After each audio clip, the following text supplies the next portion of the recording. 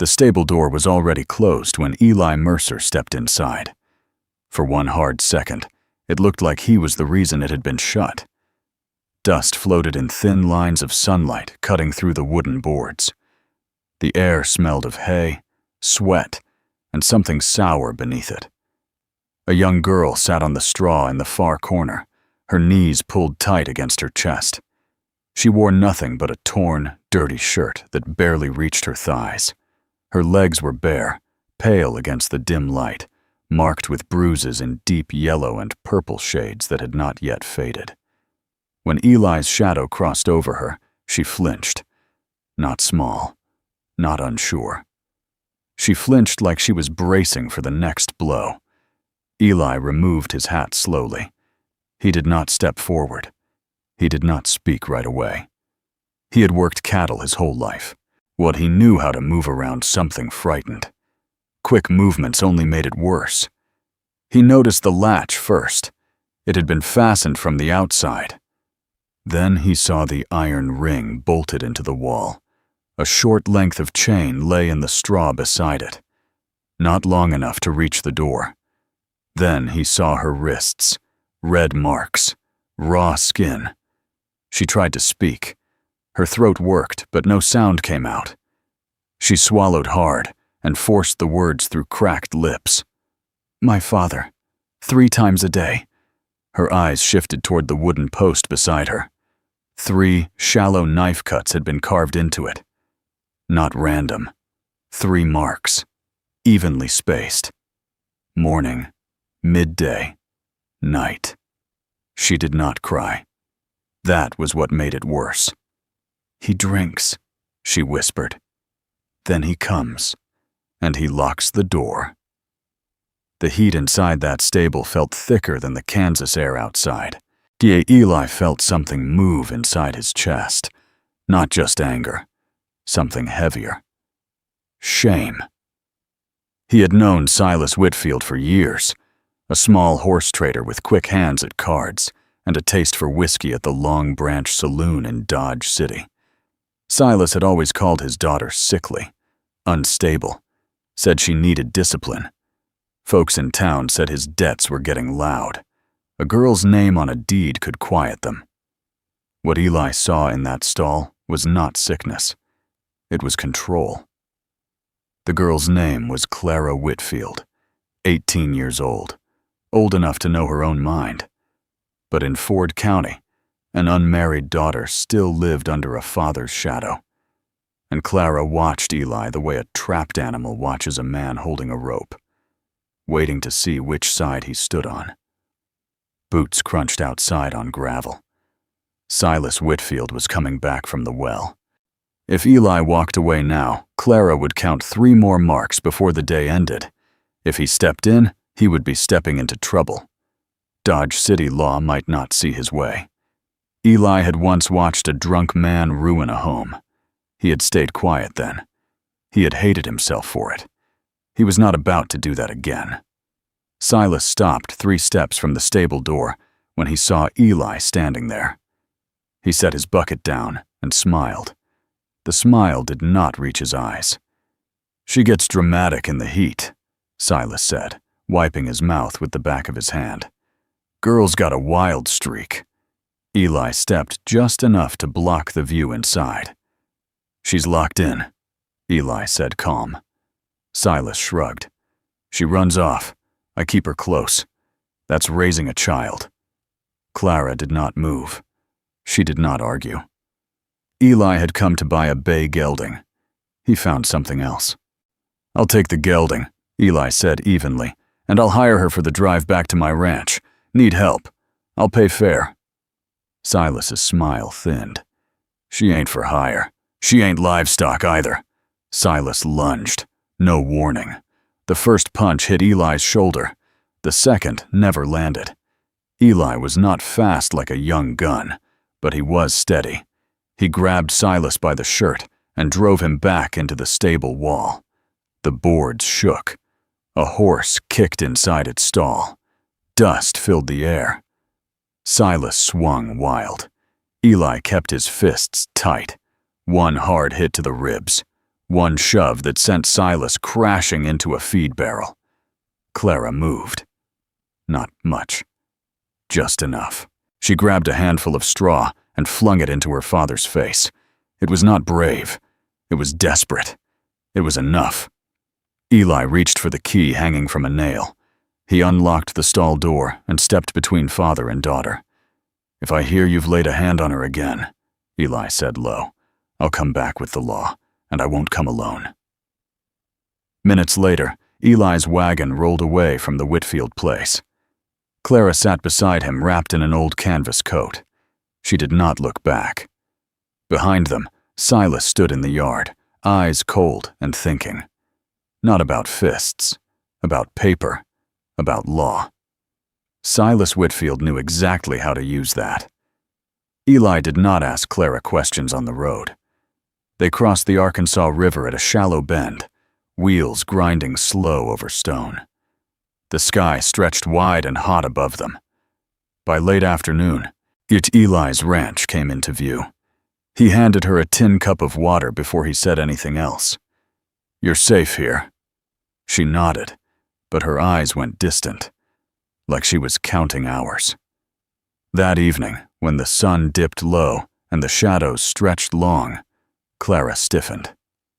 It was one of the hours. Eli noticed. He did not say it out loud.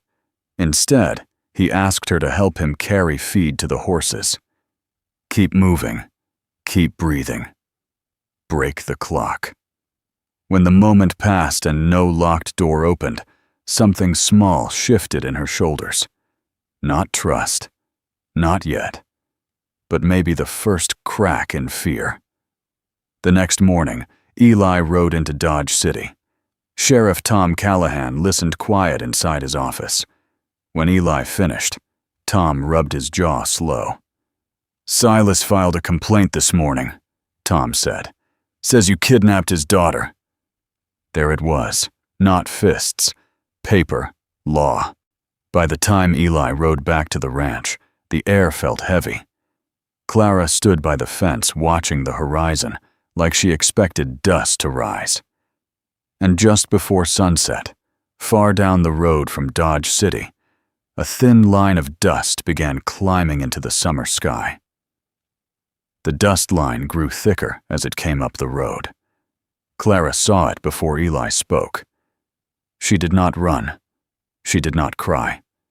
She just went still, like someone who had learned long ago that running only made the punishment worse.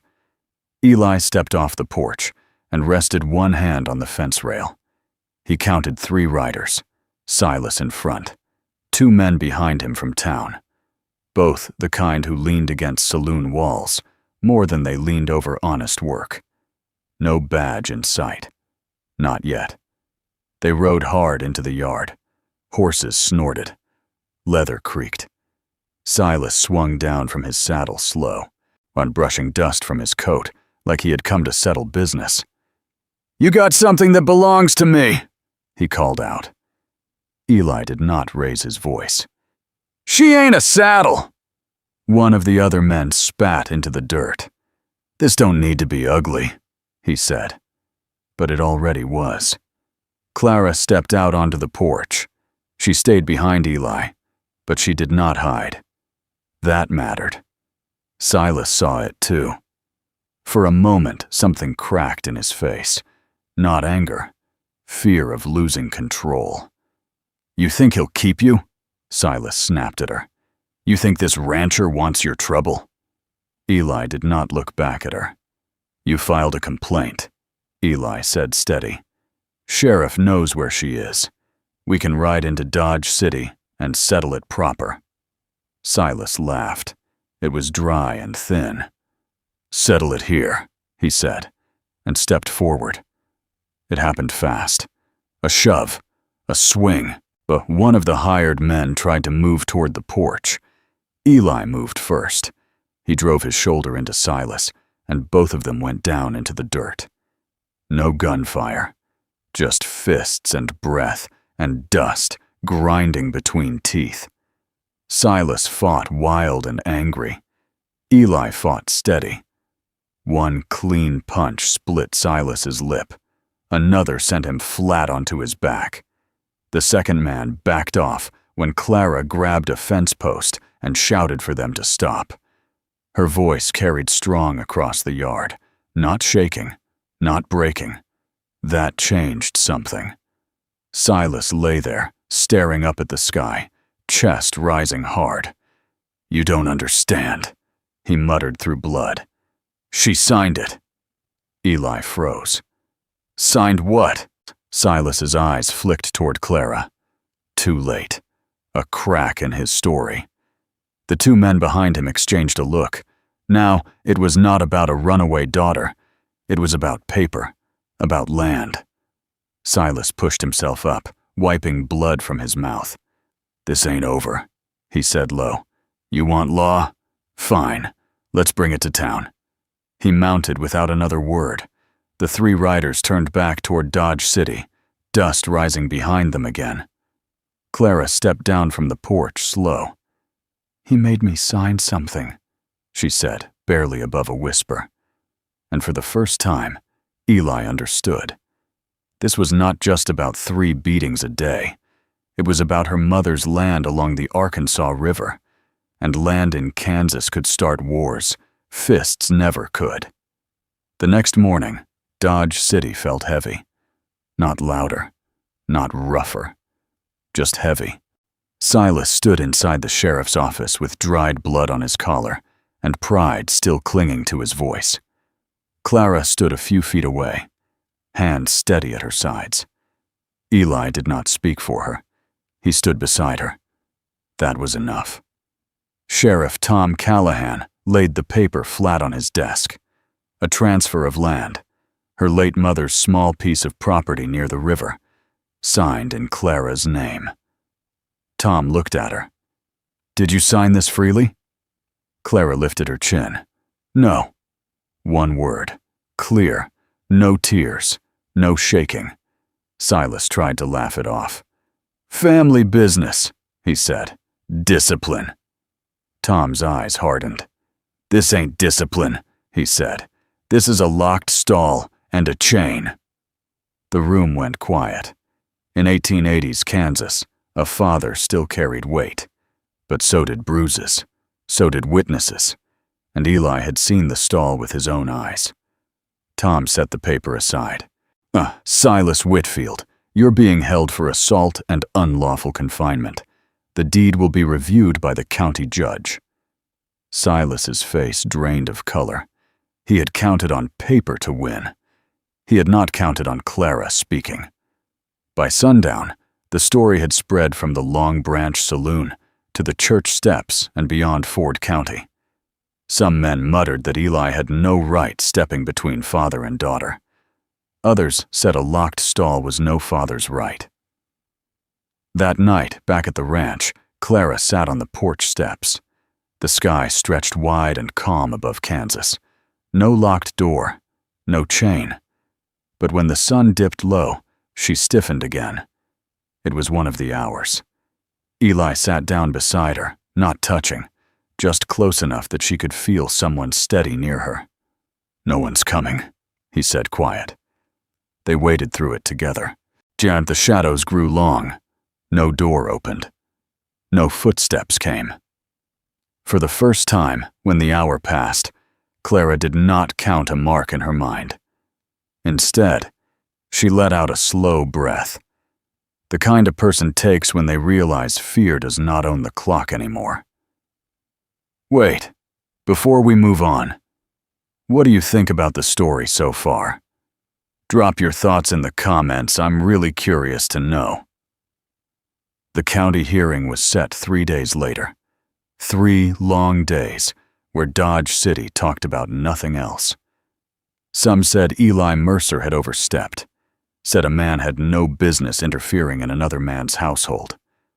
Others whispered about the bruises, about the locked stall, about the chain bolted into wood like Clara had been nothing more than a restless animal. Clara stayed at the ranch. She worked. Not because Eli asked her to, because movement kept her steady. She fed horses, She mended a split fence rail. She learned the sound of wind moving through open fields without fearing a latch turning behind her. But when the sun reached certain places in the sky, her shoulders still tightened.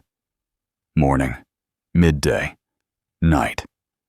On the morning of the hearing, Eli hitched the wagon before sunrise.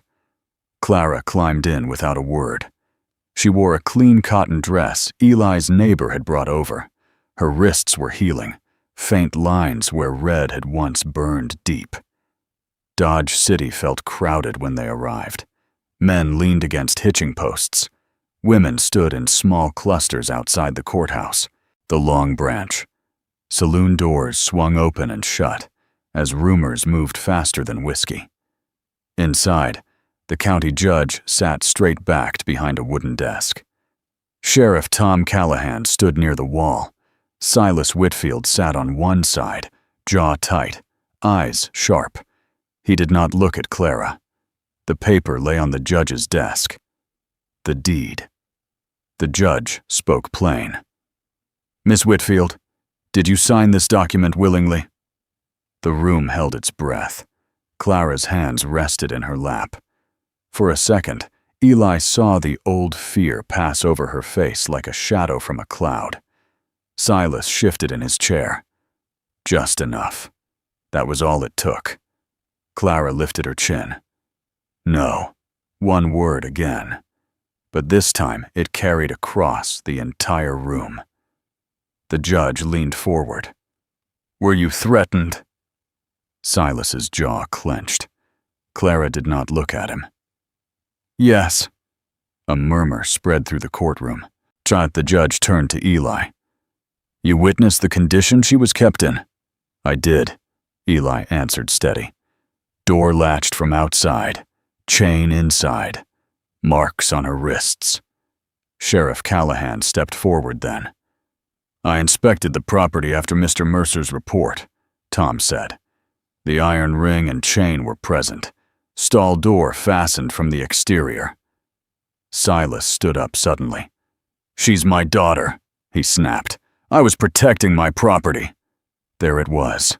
Property, not child. The word hung heavy in the air. The judge's voice hardened.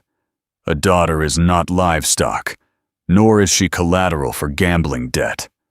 Silas's face drained of color. The judge lifted the deed. "This transfer is void. The court finds it signed under coercion. Further charges of unlawful confinement and assault will stand." A sound moved through the room, not loud, but certain. Silas was escorted out in irons. For the first time, Clara looked at him. Not afraid, not angry, just finished. Outside, Dodge City buzzed like a shaken hive. Some men shook their heads. Others tipped their hats toward Eli. Women touched Clara's arm as she passed, quiet support in their eyes. Eli did not speak until they reached the wagon. "It's your land," he said. "By the river. Judge confirmed it." Clara nodded slowly. "My mother loved that place," she said. "He said I couldn't handle it alone." Eli met her eyes. "Can you?" She looked toward the wide Kansas sky, toward the open stretch beyond town. "Yes." That afternoon, they rode out to the river property. The Arkansas River moved steady under the sun. Cottonwood trees lined the bank.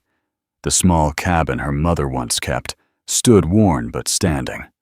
Clara stepped down from the wagon and walked to the wooden post near the cabin door. There were old nail holes in it. She ran her fingers over the wood. Then she turned back to Eli. "I won't count marks anymore," she said. He nodded. "You won't have to." Over the next weeks, the region kept talking, not just about Silas Whitfield, but about the rancher who stepped between law and fear, about a girl who spoke one word and changed the weight of it. Clara began repairing the cabin. Neighbors helped. Boards were replaced. Windows fixed. The land along the river began to look alive again. Eli visited often, but never stayed without asking. It was her land, her choice.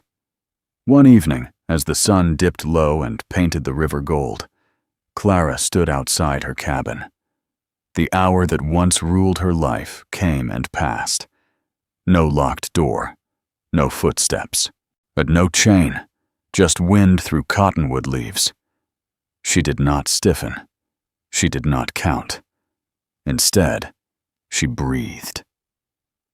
Across the water, Eli watched from horseback for a moment before turning back toward his ranch.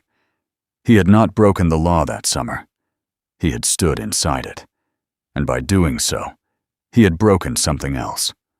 A clock built on fear. And in Dodge City, folks would remember that long after the dust settled.